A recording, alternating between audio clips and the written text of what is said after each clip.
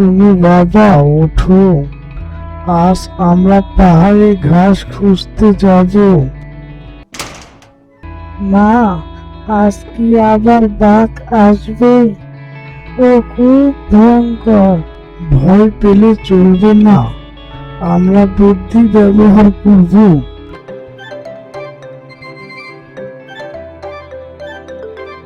হঠাৎ দূরে বাঘের গর্জন শোনা যায়। আজকে ধরবো তোমাদের। গৌরী দ্রুত টুনুকে নিয়ে ঝোপের আড়ালে লুকায়। মনে হচ্ছে ছাগলের গন্ধ পাচ্ছি। বের হও, লুকিয়ে লাভ নেই। এই বাঘ, একটা কথা বলি, আজ যদি আমাকে খাবার চেষ্টা করো তাহলে খুব বড় ভুল করবে।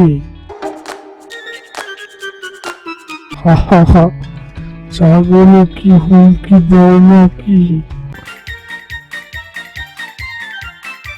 হুমকি না, সতর্কতা। আমার ছেলে টুনু খুব চালাক, তুমি পারবে না ওকে ধরতে। টুনি উকি দিয়ে, এটা ঠিক বলছে না? ওই বাচ্চা ছাগলটা আমি এক লাফে ধরে ফেলবো। বাঘ ঝাঁপ দিলে টুনু পাশ কাটিয়ে দৌড় দেয়। বাঘ রেগে বলে, দাঁড়াও, ধরতে পারবো? টুনু দৌড়াতে দৌড়াতে বাটুরের ঘাটে পৌঁছায়। এই টুনু, এত দৌড়াচ্ছিস কেন? বাঘ আমার পিছু নিয়েছে। চিন্তা করিস না, চল আমার সাথে গাছে ওঠ। বাঘ এসে দাঁড়ায় নিচে। এই বানর, ছাগল ছানাকে নামিয়ে দে। আমি কেন দেব? তুই বলতো, জঙ্গলে সবার সাথে এত রাগ কেন? কারণ আমি রাজা। রাজা? জঙ্গলের রাজা তো হাতি গণেশ। হাতিকে আমি ভয় পাই না। কুকুর চুপ করে যায়, কারণ হাতিকে কেউ ভয় পায় না, পাওয়ার কথা বলে না। ঠিক আছে, তাহলে ওঠ নিজে, দেখি উঠতে পারিস কি না। বাঘ বারবার চেষ্টা করে গাছে উঠতে ব্যর্থ হয়। হা হা হা, বাঘ গাছে উঠতে পারে না। চুপ, আমি নিচে দাঁড়াই, ও নামলেই ধরবো। এদিকে ধীরে ধীরে কচ্ছপ আসে। কি ব্যাপার, এত হইচই কেন? আমাকে বাঘ ধরবে। আমি একটা বুদ্ধি দেই। কুকু, টুনুকে আমার খোলের উপর নামিয়ে দে। নিশ্চয়। টুনু, খোলের উপর ওঠো, ধীরে ধীরে নদীর দিকে গো। এই কচ্ছপ, দাঁড়া দাঁড়া, ওকে নিয়ে কোথায় যাস? বাঘ ভাই, তুমি কি সাঁতার জানো? না, কিন্তু। তাহলে নদীর পার হয়ে দেখো। কচ্ছপ টুনিকে নিয়ে নদীর পাড়ে দেয়। বাঘ রাগে মাটি চিবায়। দূর, আজ না পারলে কাল পারবই। বাঘ শিয়াল শেলির সাথে দেখা করে। শিয়াল দ্রুত বুদ্ধিমান, ছাগল আর টুনুকে ধরার বুদ্ধি দেয়। একটা পরিকল্পনা আছে। ছাগলদের ভয় দেখানো যাবে না, বরং ভালো মানুষের মতো কাছে যেতে হবে। মানে? তুই বলবি তুই বদলে গেছিস, আর কারো ক্ষতি করবি না, মনে শান্তি চাই। অভিনয় করতে হবে। হ্যাঁ তাই, তারপর সুযোগ বুঝে ধরে ফেলবি। দারুণ চাল। বাঘ শান্ত হয়ে আসে। এই বাঘ, এবার কি আবার আমাদের খেতে এসেছো? না না না, আমি পরিবর্তন হতে চাই, আর কাউকেই মারব না। ওর মুখ দেখে মনে হয় না।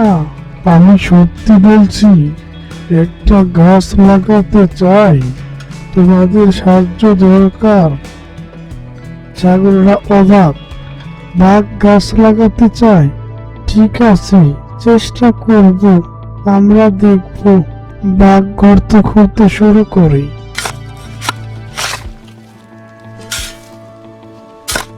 হঠাৎই বাঘ লাফ দিয়ে টুনুকে ধরতে যায়, কিন্তু টুনু আগেই প্রস্তুত ছিল। সে বাঁশির মতো শব্দ করে। বাঁশির শব্দ শুনে দূর থেকে মাও মাও গ্যাং 12টি পাহাড়ি কুকুর এসে ঘিরে ফেলে বাঘটিকে। এই বাঘ, তোমাকে ধরতে এসেছো? না না, আমি তো গাছ লাগাতে এসেছি। গাছ লাগাতে? হা হা হা, তোর মুখে গাছ? সব কুকুর হাসতে থাকে। এই তো বলেছিলাম মা, বাঘ কখনো বদলায় না। হ্যাঁ, রাজাকে ডাকতে হবে। দূর থেকে ভয়ঙ্কর পদধ্বনিতে ধুম ধুম করে হাতি এগিয়ে এলো।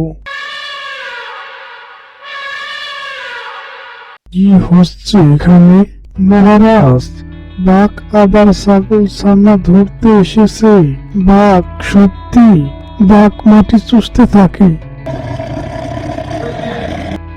আমি ভুল করেছি মহারাজ, একটা কথা মনে রেখো, জঙ্গলে সবাই সমান।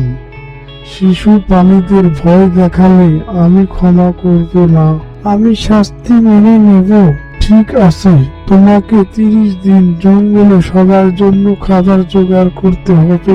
সবার সাথে ভালো আচরণ দেখাতে হবে।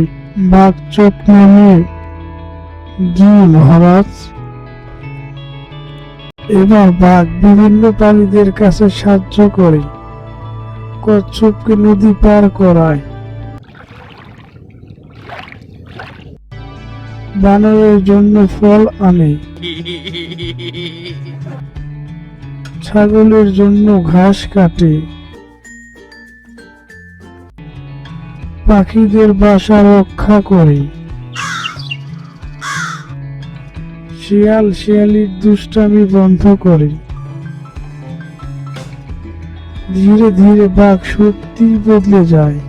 একদিন টুনু নদীতে পড়ে যায়। বাঁচাও বাঁচাও, সবাই ভয় পায়। বাঘ প্রথমে নদীতে ঝাঁপ দেয়, যদিও সাঁতার পারে না, তবুও চেষ্টা করে।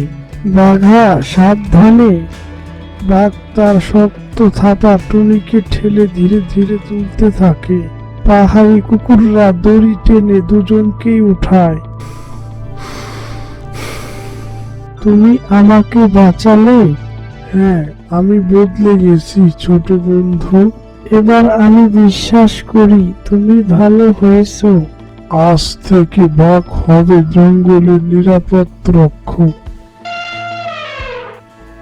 সব প্রাণী উল্লাস করে।